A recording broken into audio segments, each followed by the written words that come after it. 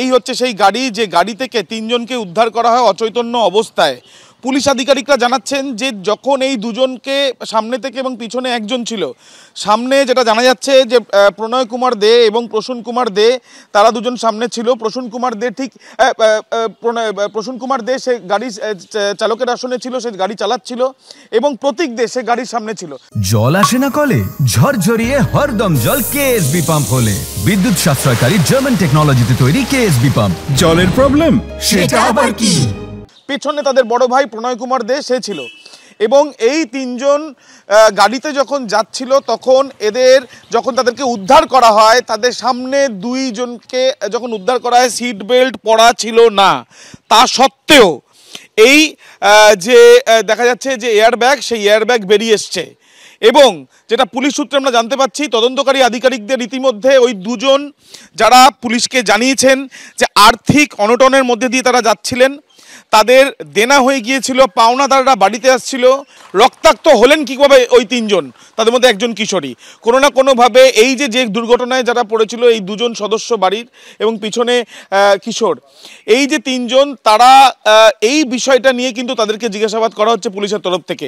রক্তাক্ত কি তাদেরকে করানো হয়েছে, নাকি তারা নিজে থেকেই রক্তাক্ত হয়েছে? ঘটনা কি ঠিক কি ঘটেছিল সেখান থেকে শুরু করে দুর্ঘটনা, এর মাঝখানে যে মিসিং লিঙ্ক রয়েছে বা এর মধ্যে যে সময়ের ব্যবধান রয়েছে, পুরো যে রহস্যের চাবিকাঠি কিন্তু রয়েছে যাদের কাছে, তারা এই মুহূর্তে রুবি হাসপাতালে ভর্তি রয়েছেন।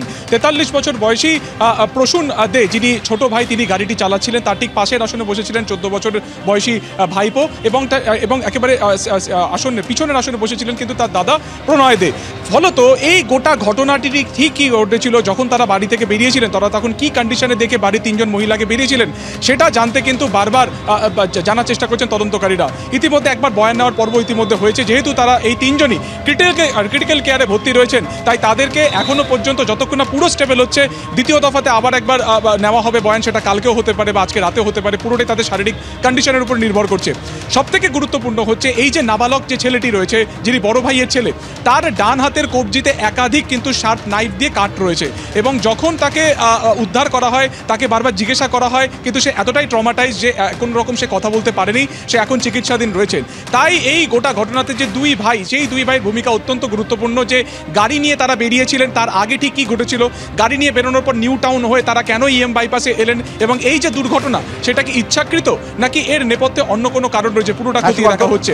তার পাশাপাশি তোমাকে জানিয়ে রাখি, এই যে কাটমার্ক, অর্থাৎ নাবালকের ডান হাতে যে কাটমার্ক রয়েছে, ডান হাতে বা একেবারে রিস্টে, সেই দাগ কি গাড়িতে বসেই হয়েছিল, সেক্ষেত্রে দাঁড়িয়ে কি পরিকল্পনা এই তিনজনের ছিল বা দুই ভাইয়ের ছিল, পুরোটাই তারা জানার চেষ্টা করছেন। এবং যেটা তোমাকে বললাম যে তিনজনই এই মুহূর্তে ক্রিটিক্যাল কেয়ারে রয়েছে, তারা পর্যবেক্ষণে রয়েছেন, এবং তারা আরেকটু স্টেবল হওয়ার পর কি দ্বিতীয় দফায় তাদের বয়ান নেওয়া হবে, এবং তারপরে কিন্তু যে সমস্ত মিসিং লিঙ্ক রয়েছে এই ঘটনায়, সেগুলোকে জোড়া সম্ভব হবে।